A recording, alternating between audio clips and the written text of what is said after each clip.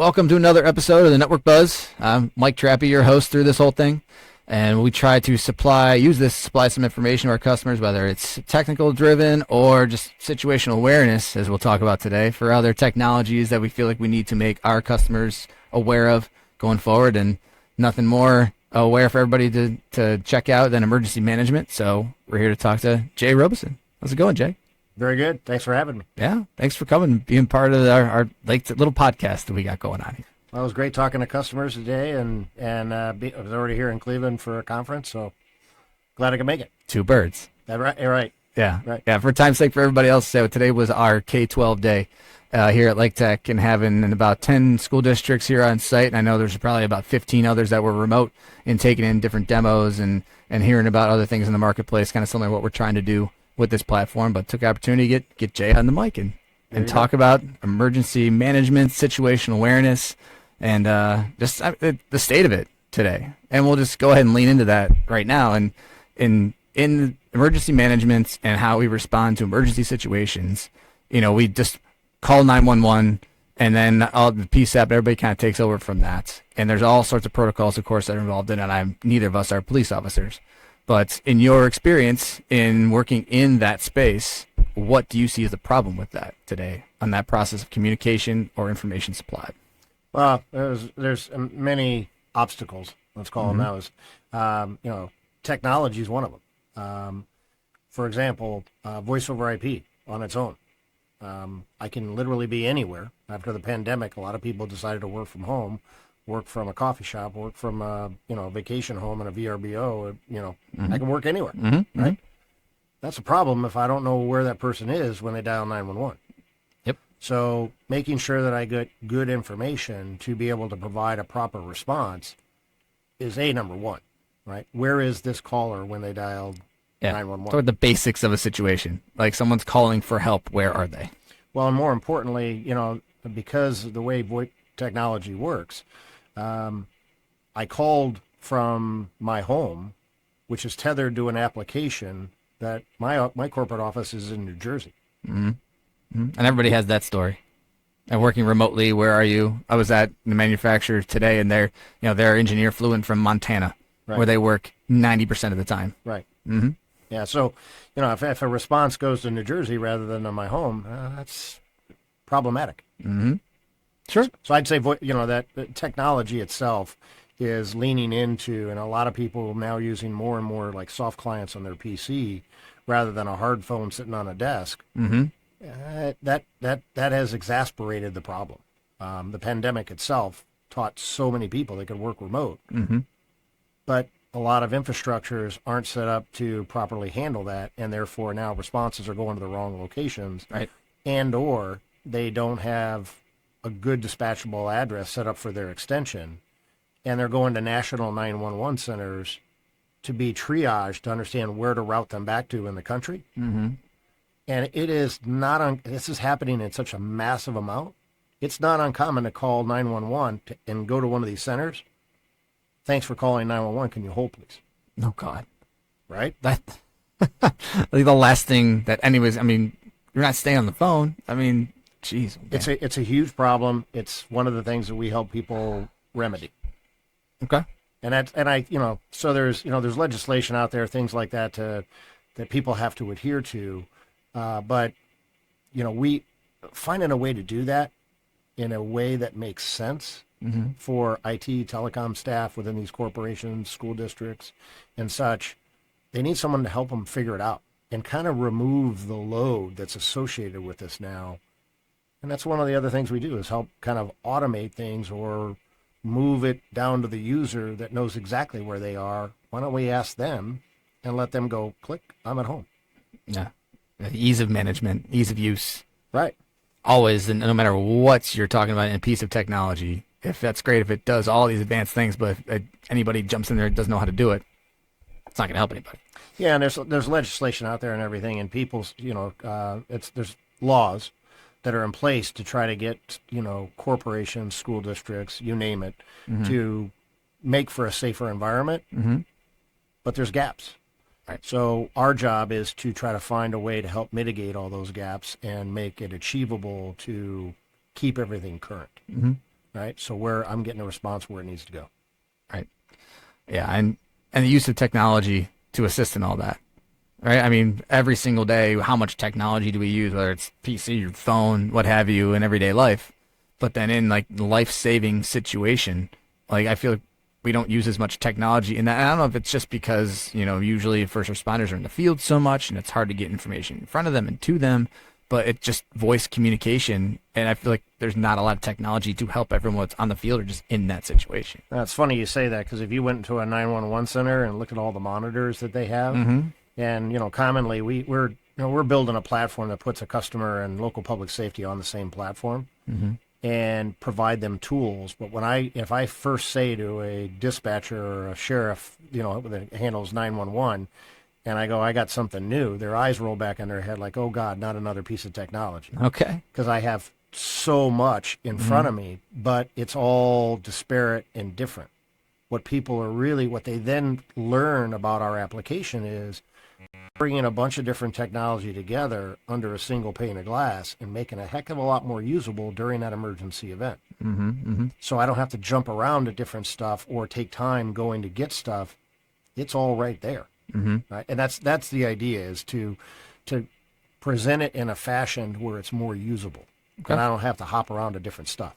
Perfect. That's a great segue into, your experience and where you're at right now with 911 Inform and what that is. Because you're talking about consolidating a single platform where everybody can understand, see information, communicate in one way. Talk about a little bit about 911 Inform and how you came to 911 Inform. Your little history background there. How about that? I'm a 30-year veteran in the communication space, and seeing a bunch of different technology, which I love. Right? I mean, it's always changing. It's kind of the fun part about our job is to help people understand that technology and apply that technology so it's beneficial to them or their corporation. Right? So, 30-year veteran in the space. Some of that time I spent with a compliance solution around 911. So when I saw this, my wife was also a school teacher. This was initially designed for schools, but interviewing schools, interviewing public safety about designing a platform that would bring them together. I was absolutely blown away. I also was not looking for a job when I saw this. And I saw the demo for the second time, and I just felt compelled. I knew the gentleman that ran our sales organization, and I said, hey, if you ever need a guy in the Midwest, let me know. And he goes, I'm going to be in Chicago in 2 weeks. You got time to meet? 4-hour meeting later, here I am. So, and to this date, I love what I do because, and I'm passionate about it because I got somebody that I'm trying to protect in my wife as well. And I see all these people in need, and you can just watch when they see what's possible here. Their eyes just brighten up that there's a way to solve for the problems that they're having. And they finally see because there is nothing like this end to end. So I'm just tickled to be here. Yeah, it makes total sense when you get in there. I mean, I remember the first time that you introduced it to me in my first meeting. I think I was remote, and I was the guinea pig of you sending me the link to look at it on my cell phone. And in getting the view of what 911 Inform brings in a consolidated way, it's like, isn't this what everybody sees today? And from what you've told me, not even close. So no, it's a dramatic and drastic. Like when I do a presentation, one of the things I like to show people, because they don't know what public safety sees on that side. Right. It's an old green screen. It's got some textual data in it about here's an address and a 20-character field to fill in that if nobody meets me at the front door, where do I go in this campus, this building? Right. And spaces count as characters, so that ain't a lot of information. Yeah, it's not a single family home in a lot of these situations. Right. Yeah. It's, and you think about some of these high schools, hospitals, College campuses. I mean, where do I go? Right. And be able to send them graphical information depicting a campus, showing the building in red that I got to go to. And when I touch that building in red on a computer screen, I can see inside the building and the room I need to go to. And by the way, here's the nearest door to get there. Yeah, and there's a lot of tiers there building up to that because there's several levels of 911 Inform to talk about because it's useful at so many levels. But compliancy, we can just kind of build the stack here for everybody.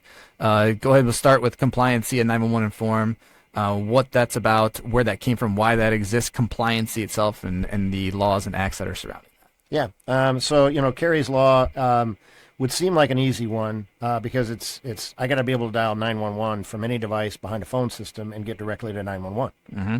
But what happened at a hotel in Texas one bad day when Carrie was being stabbed by her soon-to-be ex-husband, and her kids heard what was going on, grabbed the phone in the hotel room and tried to dial 911, not once, but 4 different times. God. And because they didn't dial 911, the call never went out. So 20 minutes went by before anybody ever showed up, and that was after somebody else called because they heard the commotion going on and the screaming going on. Mm-hmm. Well, when something bad happens, laws get put in place. Mm-hmm. Thankfully, our Vice President of Public Safety, Mark Fletcher, worked with Hank Hunt, Carrie's father, to get a law written. It was in the president's office when it was signed, and got the bill passed. Another one that's followed behind, as we were talking about before, that VoIP technology, Ray-Bombs, Ray-Bombs Act, is really about delivering a proper dispatchable address for every 911 call and a little bit more information to help identify where do I go inside this building to help someone, right? Doesn't seem that hard, but I would tell you probably better than 50% of the overall enterprise market, including, K through 12, every kind of customer out there, better than 50% of them are not compliant with Ray-Bombs Act today. And I've had that conversation where they believe they are, but then they don't even know how to check or verify, or they're not the right person to answer the question. But how would they even know if they are compliant or not?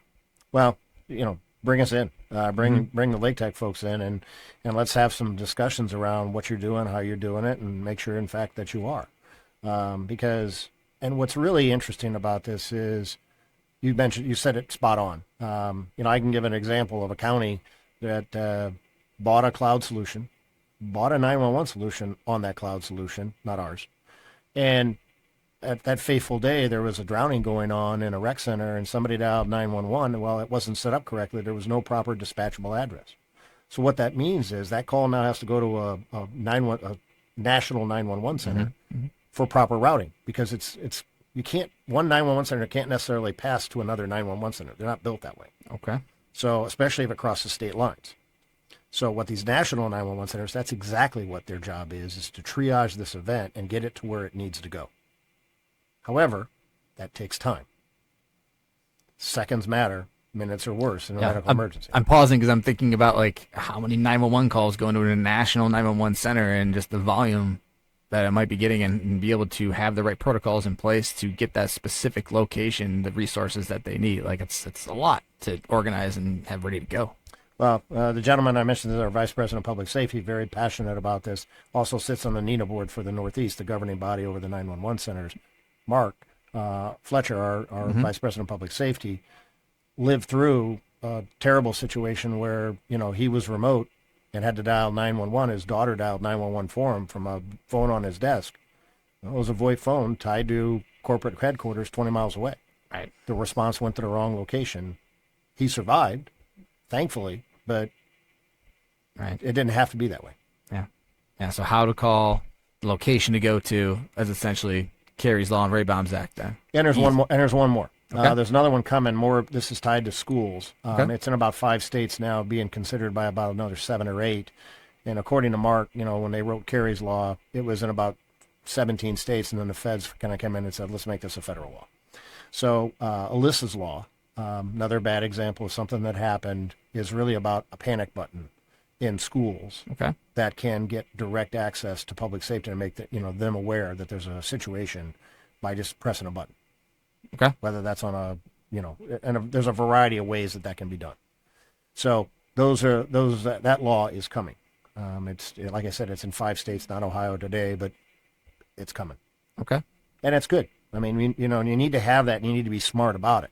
The little girl in the school shooting in Nashville, Tennessee, or I think it was in Nashville, Tennessee, actually was shot and killed because the panic button was out in the hallway. So there's a shooter in the building. She went out to try to press that button and was shot and killed.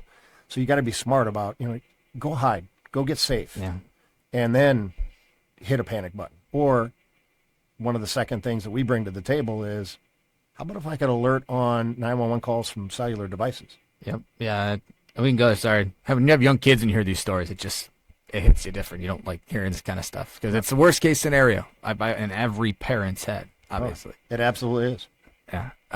Okay. So we got compliancy established, and again, we're building the stack here. Going up to location services because when you call 911, everybody.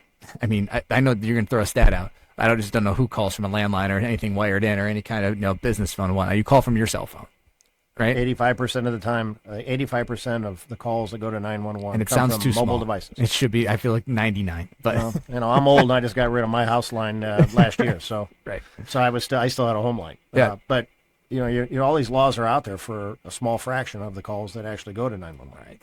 Right. But it becomes a bit of a game changer when you can give somebody 100% visibility of emergency calls on their property, not just from the PBX, but from the mobile devices that probably people are more likely going to use. Right? Way more than likely, I feel like. When a cell phone dials 911, they don't have compliancy built in the landline like a landline does. What do you know? What the PSAP or 911 dispatch, what they see and their location that they're getting when someone's calling from a cell phone? Yeah, they actually get very granular information these days from a company that we have formed a relationship with called Rapid SOS. I was trying to think of that the other day. Okay, go ahead. So Rapid SOS is already being used by public safety. Mm-hmm. They already have this. When we talk about geofencing a customer's property, they have a bigger version of this they call JV, jurisdictional view. Okay. So public safety has been using this for the last 8 years, and Rapid's in Apple and Android devices. And we have all checked off on that box when we got the new phone, and we never read what it said. Well, part of what's in there is Rapid SOS is going to ping, when you dial 911, it's going to ping 20 phones around you to get very granular information down to an average of 9-10 feet of where you are.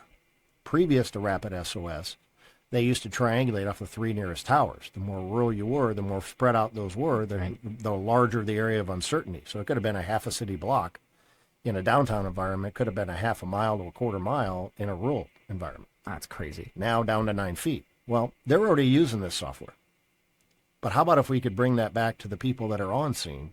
You think about the schools we talked to today. Many of the schools also had SROs in the building or in the room listening to what we can do. Those SROs are police officers that are in the building. Yet the call's going to dispatch. Mm-hmm. It's going to be a minute to whatever the number is before they're made aware that they have an emergency on their property. Because if you don't hear it or see it, they're blind to it. They have no knowledge. Right. They don't have to be, though. And notification too. The one school, or we obviously work with several schools, but I remember one school story that Tim told me at Vermilion where they had a blood drive. Mm-hmm. Yeah. Yeah, the blood, and so you think of the worst case scenario in calling 911. I know on-site shooter, things like that, but they had a blood drive, and that student or whoever was giving blood passed out. And so somebody called 911 on their cell phone, and because they had this system in place, all the admins that got those notifications popped out of their office and looked at each other and knew what was going on. Exactly right. Yeah, and before that situation occurred, when they didn't have 911 informed, they would have known by either someone physically telling them or police or first responders running down the hallway. Yeah, and it's not uncommon that we talk to safety staff and at different customers, and you ask them, you ever get 911 calls and the police just show up and you go, I have no idea why you're here? Because they didn't know there was even a 911 call made. Right.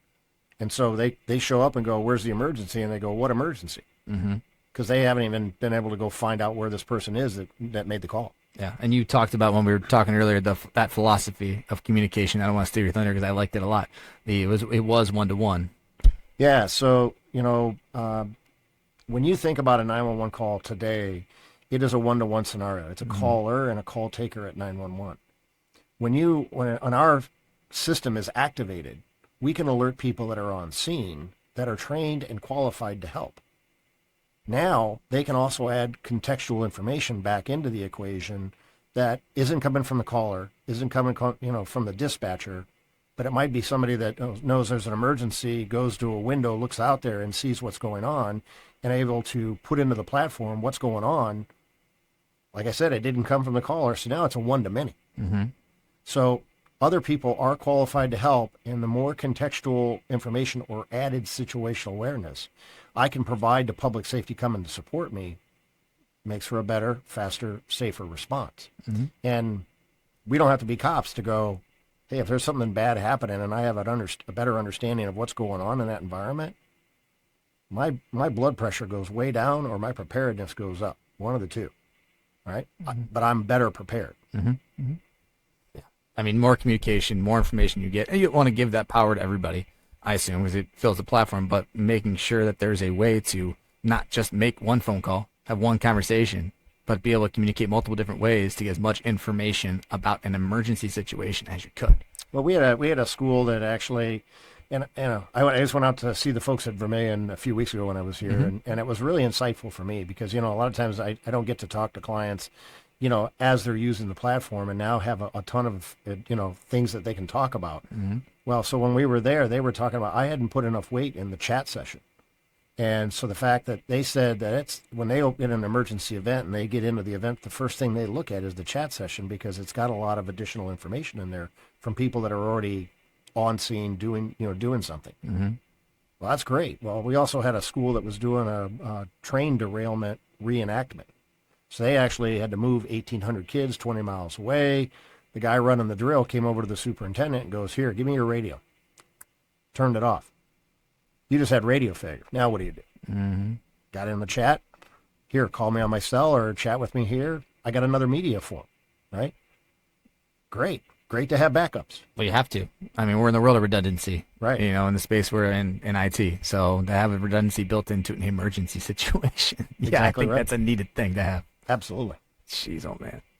All right, so we're building the stack. So we talked about compliancy. We talked about location services for cell phone calls. That's obviously very, very useful in the times that we're in now. Let's go ahead and finish up the stack there. So the last module that we have on the platform, and then I definitely want to say that engaged in this is digitized and interactive floor plans.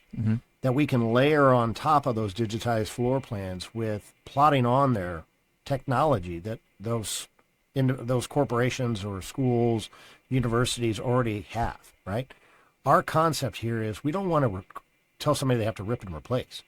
Let's try to leverage what you've already invested in, but it's separate, segmented technology with different user interfaces, different alerting. How about if it could all be brought together into one single pane of glass, and I can access cameras, doors, all right from these interactive maps? Because if I hit a camera and it's pointed at a doorway, I know exactly what I'm looking at.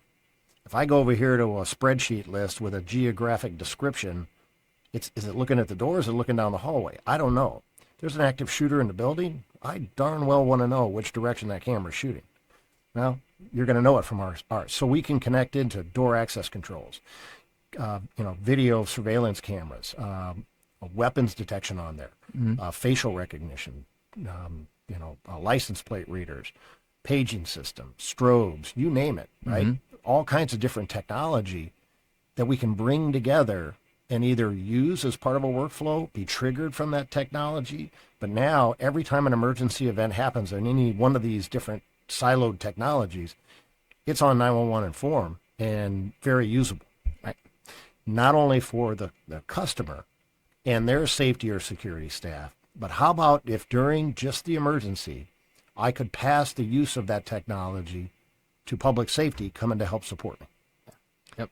Right? Added situational awareness. That's what I was gonna say. Is like it's to make it easily digestible, concentrated, and not having all segmented communication, but being able to easily digest it for anybody you hand it off to add more content to it. You just get more information loaded into that situation. Yeah, and a lot of times when people see a demo for the first time, and we cover a boatload of stuff in an hour and kind of show them everything we can do, and it can be a little daunting to them because they're like, wow, this gives me overload. Well, different people are going to interface this. A first responder running into an active shooter situation probably is not going to be looking at an app on their phone and having a gun out like this. They are going to be heads down doing their job, but somebody's going to have oversight. Somebody's going to have incident command. Somebody's going to want to use this tool to make for their entry being safer, right? And, different areas of the country. I mean, I just spent a lot of time up in Minnesota because of the, George Floyd incident and such like that. they're at about half capacity on police officers in the state of Minnesota. There are some situations that are responses that don't even get responded to because they don't have enough staff. Right. Well, how about this? How about if I had an incident where, at a school, Judy fell down, scraped her knee, and somebody freaked out and dialed 911. Now I got an ambulance, I got a fire department, police, all roll into that scene. I got an SRO in the building, I got a nurse in the building, very qualified to take care of this problem. Mm-hmm. How about if they could communicate back to that public safety entity and go, scrape knee, we got it covered, no response needed. Now public safety can reallocate those resources to another location where they're more needed. Yeah, so quick judgment scenario, just like easily pass through the easy ones. Yeah. Mm-hmm.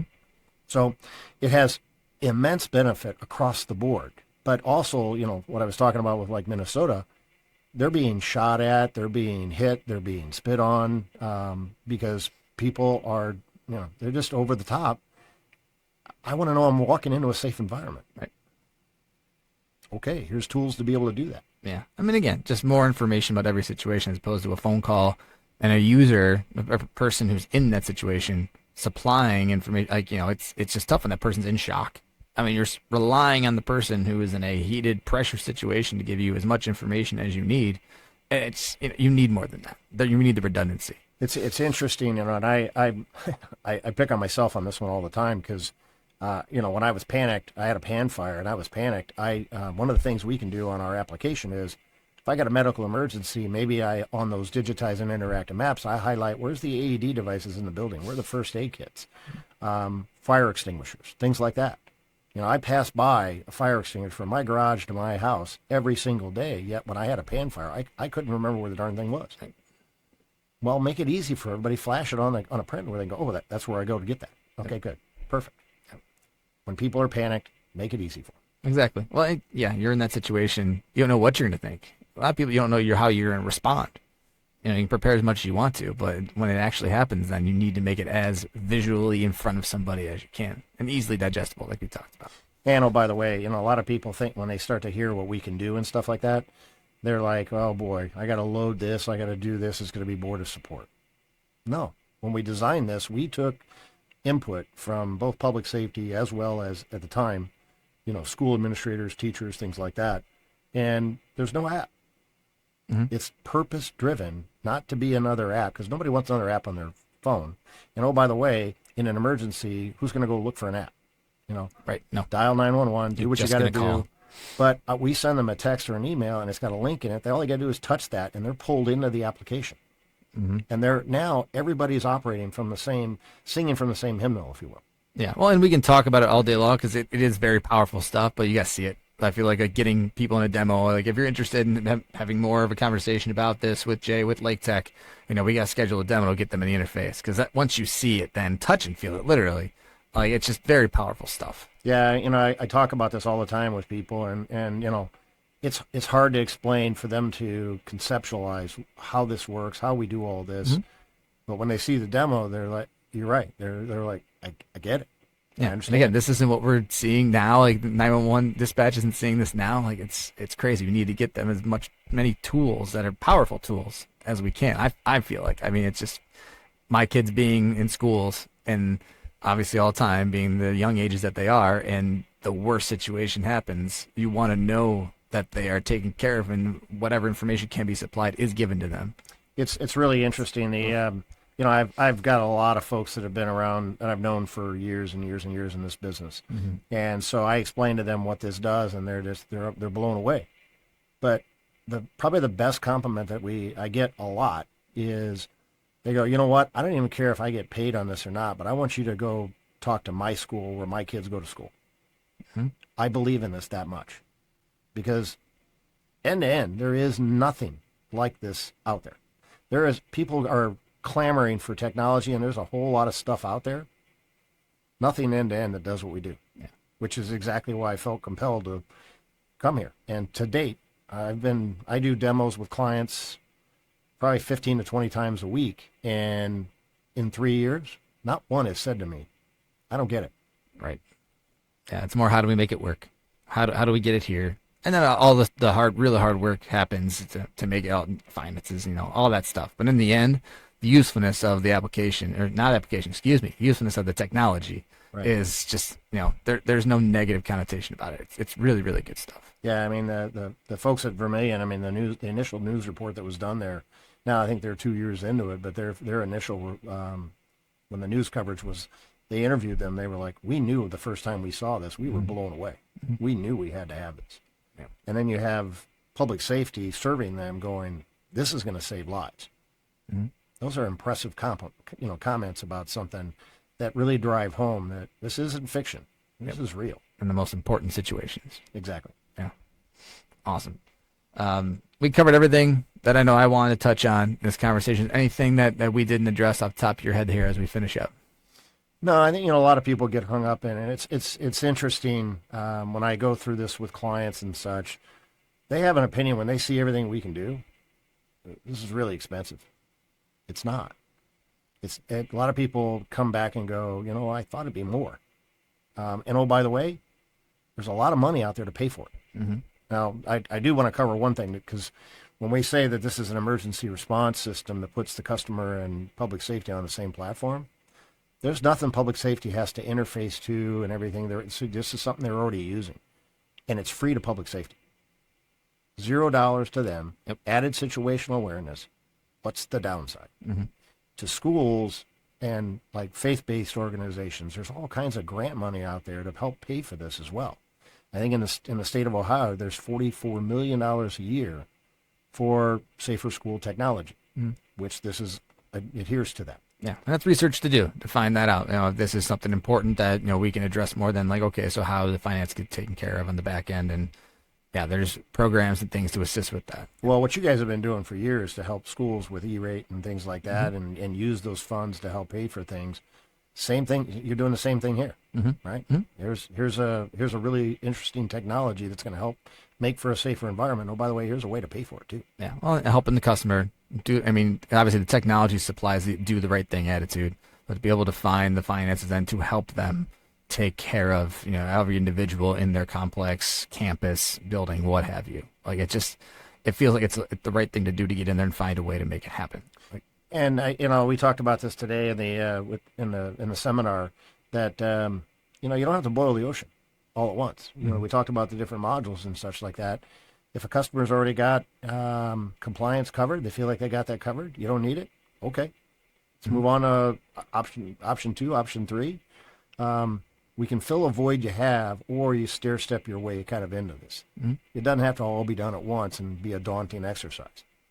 Sure. So it's very achievable in a variety of different ways. Yep. Awesome.